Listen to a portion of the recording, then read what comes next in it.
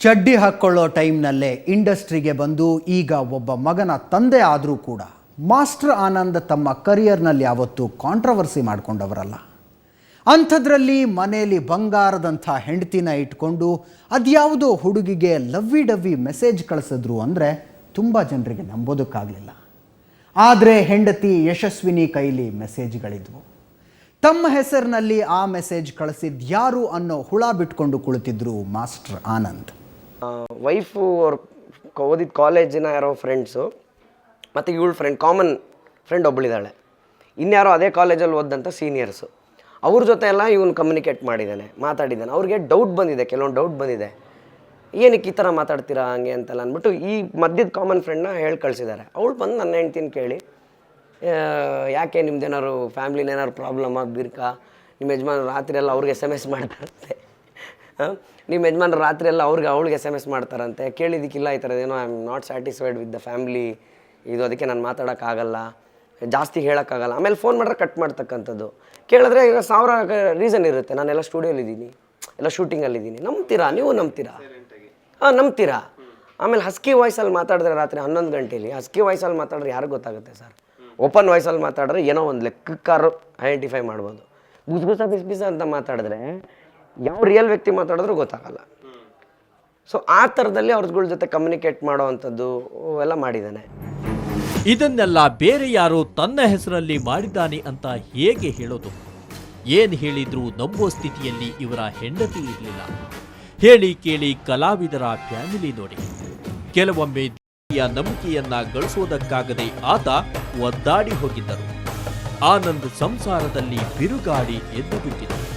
ಅದನ್ನ ತಣ್ಣಗಾಗಿಸೋದಕ್ಕೆ ಸ್ವಲ್ಪ ಟೈಮೂ ಬೇಕಾಯಿತು. ಆದರೆ ಅವರ ನಿಯತ್ತು ಮತ್ತು ಮಡದಿಯ ಮೇಲಿದ್ದ ಪ್ರೀತಿ ಸುಳ್ಳಾಗಲಿಲ್ಲ. ಪ್ರಾಮಾಣಿಕ ಪ್ರಯತ್ನಕ್ಕೆ ಪತ್ನಿ ಮನಸೋತಳು. ಆದರೆ ಆ ದಿನಗಳಲ್ಲಿ ಅನುಭವಿಸಿದ ಕಷ್ಟಗಳನ್ನ ಯಾವತ್ತಿಗೂ ಆನಂದ್ ಮರೆಯಲ್ಲ.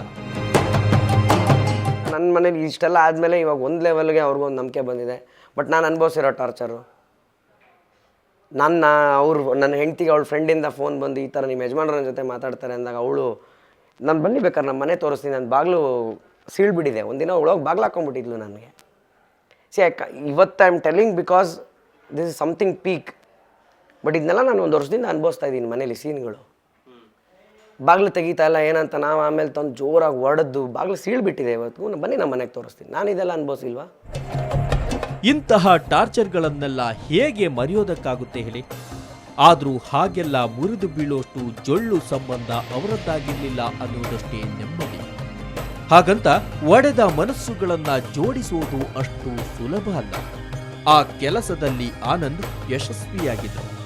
ಏನೇನೋ ಪ್ರಯತ್ನ ಮಾಡಿ ಡರ್ಟಿ ಮೆಸೇಜ್ಗಳನ್ನೆಲ್ಲ ಕಳಿಸ್ತಾ ಇದ್ದದ್ದು ತಾವಲ್ಲ ಅನ್ನುವುದನ್ನ ಪ್ರೂವ್ ಮಾಡಿ ಹೆಂಡತಿಯ ನಂಬಿಕೆ ವಾಪಸ್ ಗಳಿಸಿದ ಮೇಲೆ ತಮ್ಮ ಹೆಸರಲ್ಲಿ ಯಾರು ಮೆಸೇಜ್ ಮಾಡ್ತಿದ್ದಾರೆ ಅನ್ನೋದನ್ನ ಪತ್ತೆ ಮಾಡಬೇಕಂತ ಹೋದ್ರು. ಆದ್ರೆ ಆತ ಸಿಗ್ಲಿಲ್ಲ. ನಂಬರ್ ತಗೊಂಡು ಫೋನ್ ಮಾಡಿದ್ರು ಪಿಕ್ ಮಾಡಲಿಲ್ಲ. ಕೊನೆಗೆ ದುಷ್ಟರನ್ನ ದೂರ ಇಡೋದ್ಕಿಂತ ಹತ್ರ ಇಟ್ಕೊಳ್ಳೋದೇ ವಾಸಿ ಅಂತ ಅವನಿಗೆ ತನ್ನ ಜೊತೆಗೆ ಕೆಲಸ ಮಾಡೋ ಅವಕಾಶ ಕೊಡ್ತೀನಿ ಅಂತಾನು ಅಂದಿದ್ದರು ಆನಂದ್. ಅವನ ಹತ್ರ ಒಂದ್ಸಲಿ ಮೆಸೇಜ್ ಕೂಡ ಮಾಡಿದ್ದೆ ಅವನಿಗೆ. ಅವ್ನಿಗೆ ಹೇಳಿದೆ ನಾನು, ನೋಡಪ್ಪ ನಿನಗೆ ಟ್ಯಾಲೆಂಟ್ ಇದೆ, ಅದನ್ನ ಯಾವುದಕ್ಕೂ ಬಳಸ್ಕೊತಾ ಇದೆಯಾ, ಬಿಟ್ಬಿಡು, ಬೇಕಾರೆ ಬಾ, ನಾನು ನಿನ್ಗೆ ನಿಜವಾಗ್ಲೂ ಇದೆಲ್ಲ ಮರ್ತ್ಬಿಡೋಣ, ಬಿಟ್ಬಿಡೋಣ, ಇದು ಯಾವ ಹಂತಕ್ಕೂ ಹೋಗಿಲ್ಲ ಇನ್ನು, ಬಿಟ್ಬಿಡು, ನಿನ್ಗೆ ಬೇಕಾದ್ರೆ ನಮ್ಮ ಶೂಟಿಂಗಲ್ಲೇ ಏನಾದ್ರು ಕ್ರಿಯೇಟಿವ್ ಪಾರ್ಟಲ್ಲಿ ಒಂದು ಕೆಲಸ ಕೊಡ್ತೀನಿ ಬಾ ಅಂತ ಅಂದರೆ ಓಕೆ ಸರ್ ಅಂತಂದು ಅವ್ನು ಮತ್ತೆ ಪಾರ್ಟಿ ಅಡ್ರೆಸ್ಗೆ ಇಲ್ಲ. ಅಷ್ಟಕ್ಕೆ ಆತ ಸುಮ್ಮನಾಗಿದ್ರೆ ಆನಂದ್ ಮತ್ತೆ ತಲೆ ಕೆಡಿಸಿಕೊಳ್ಳೋ ಪರಿಸ್ಥಿತಿ ಎದುರಾಗ್ತಿರ್ಲಿಲ್ಲ. ಆದ್ರೆ ಆ ಮನುಷ್ಯ ಮತ್ತೂ ಒಂದು ಹೆಜ್ಜೆ ಮುಂದೆ ಹೋಗಿ ಬೇರೆ ಬೇರೆ ಆರ್ಟಿಸ್ಟ್ಗಳಿಗೆಲ್ಲ ಆನಂದ್ ಅಂತ ಹೇಳ್ಕೊಂಡು ಕಾಲ್ ಮಾಡೋದಕ್ಕೆ ಶುರು ಮಾಡಿದ್ದ. ಇದು ಆ್ಯಕ್ಚುಲಿ ಆಲ್ಮೋಸ್ಟ್ 1 ಇಯರ್ ಆಗ್ತಾ ಬಂತು. ಈಗ 1 ಇಯರ್ ಆಗ್ತಾ ಬಂತು ಈ ವ್ಯಕ್ತಿ ಫೇಕ್ ಅಕೌಂಟ್ ಶುರು ಮಾಡಿ ನನ್ನ ಹೆಸರಲ್ಲಿ. ನನಗಿದು ಗೊತ್ತಾಗಿದ್ದೇನೆ ಆ್ಯಕ್ಚುಲಿ ಒಂದು 2-3 ಮಂತ್ಸ್ ಆದಮೇಲೆ. ಅದು ಏನಾಗ್ಬಿಟ್ಟಿದೆ, ನಿಮಗೆ ಕಾಮನ್ ಮ್ಯಾನ್ಗೆ ನಾನು ರೀಚ್ ಆಗಲ್ಲ, ಸೊ ಅವ್ರಿಗೆ ಗೊತ್ತಾಗಲ್ಲ.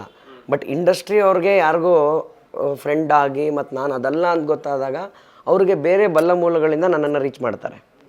ಸೊ ಹಾಗೇ ನನ್ನ ಇಂಡಸ್ಟ್ರಿಯ ಫ್ರೆಂಡ್ ಇನ್ನೊಬ್ಬರಿಂದನೇ ನನಗೆ ಗೊತ್ತಾಗಿದ್ದು. ಸೊ ಆಮೇಲೆ ಏನಾಗಿದೆ, ಅದು ಆ ಆರ್ಟಿಸ್ಟ್ಗೆ ಏನಕ್ಕೆ ಡೌಟ್ ಬಂದಿದೆ ಅಂತ ಅಂದರೆ ಲೈಕ್ ಮೆಸೇಜಲ್ಲೇ ಫ್ರೆಂಡ್ ಆಗಿರ್ತಕ್ಕಂಥದ್ದು. ಸೊ ಫ್ರೆಂಡಾಗಿ ಮಾತಾಡಿ ಆಮೇಲೆ ಅದು ಬಿಟ್ಟೋಗಿರೋ ಫ್ರೆಂಡ್ಶಿಪ್ಪು ಒಂದು 3-4 ವರ್ಷ ಮತ್ತೆ ಸಿಕ್ಕಿದ್ದೀರಾ ನೀವೀಗ, ಹಾಯ್ ಅಂದ ತಕ್ಷಣ ನೀವು ರಿಪ್ಲೈ ಮಾಡ್ಕೊಂಡು ಹೋಗಿದ್ದೀರಾ ಅಷ್ಟೇ.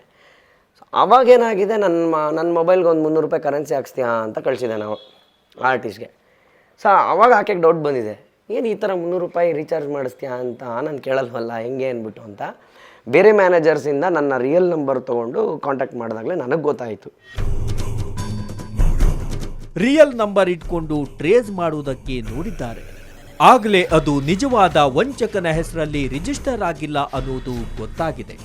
ಇನ್ನು ಟವರ್ ಟ್ರೇಸ್ ಮಾಡೋಣ ಅಂದ್ರೆ ಒಂದ್ ಕಡೆ ಇರ್ತಾ ಇರಲಿಲ್ಲ ಆ ಆಸಾಮಿ. ಟ್ರೇಸ್ ಮಾಡೋದಕ್ಕೆ ತುಂಬ ಕಷ್ಟ ಬಿದ್ದಿದ್ವಿ ಸರ್. ಯಾಕಂದರೆ ಒಂದು ಇವನ ಹೆಸರಲ್ಲಿ ನಂಬರ್ ಇವನ ಹೆಸರಲ್ಲಿಲ್ಲ.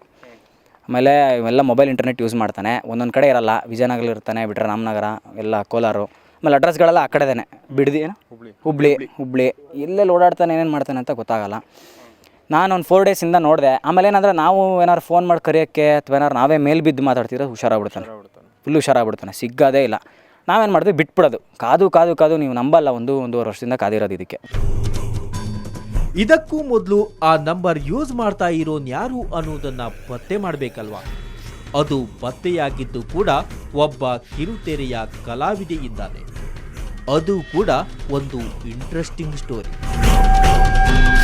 ಫೋನ್ನಲ್ಲಿ ಮೆಸೇಜ್ ಮಾಡೋರ ಮುಖ ಬರಲ್ಲ ನೋಡಿ, ಅದಕ್ಕೆ ಇಂಥ ಎಡವಟ್ಟುಗಳಾಗೋದು. I am master Anand here ಅನ್ನೋ ಮೆಸೇಜ್ ಬಂದರೆ ಆ ಕಡೆಯಿಂದ ರಿಸೀವ್ ಮಾಡಿಕೊಂಡ ಹುಡುಗಿ ಸಿನಿಮಾ ಸ್ಕ್ರೀನ್ ಮೇಲೆ ಸಖತ್ ತಮಾಷೆ ಮಾಡೋ ಮಾಸ್ಟರ್ ಆನಂದನ್ನ ನೆನಪಿಸ್ಕೊಂಡು ಥ್ರಿಲ್ ಆಗ್ತಾಳೆ, ಮೆಸೇಜ್ಗೆ ರಿಪ್ಲೈ ಮಾಡ್ತಾಳೆ. ಆದರೆ ಆ ಮೆಸೇಜ್ ಮಾಡಿರೋನು, ತನ್ನ ಮೆಸೇಜ್ಗೆ ಉತ್ತರ ಕೊಡ್ತಿರೋನು ಯಾವುದೋ ಪೆಕರ್ ನನ್ನ ಮಗ ಅನ್ನೋದು ಹುಡುಗಿಗೆ ಹೆಂಗೆ ಗೊತ್ತಾಗಬೇಕು? ಅದು ಗೊತ್ತಾಗಿ ಮಾಸ್ಟರ್ ಆನಂದ್ ಹೆಸರಿನಲ್ಲಿ SMS ಮಾಡ್ತಿದ್ದವನಿಗೆ ಧರ್ಮದೇಟು ಬೀಳೋದಕ್ಕೆ 1 ವರ್ಷ ಬೇಕಾಯಿತು. ಅವನು ಸಿಕ್ಕಿಬಿದ್ದ ಆ ಕಥೆನ ಒಂದು ಸಣ್ಣ ಬ್ರೇಕ್ನ ನಂತರ ಹೇಳ್ತೀನಿ.